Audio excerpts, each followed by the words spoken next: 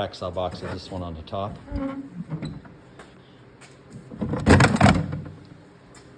And I made this little insert that goes in it. It holds clamps, blades, bench dogs, adjustable square so I can set up repeated rips. And then this hole is for a screwdriver. Adjustable screwdriver goes in there so I can put the tracks together.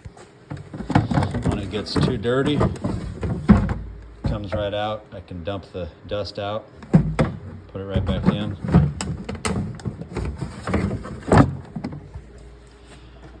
Instead of that cheesy plastic thing that Makita gives you. Saw fits right in there, doesn't bounce around.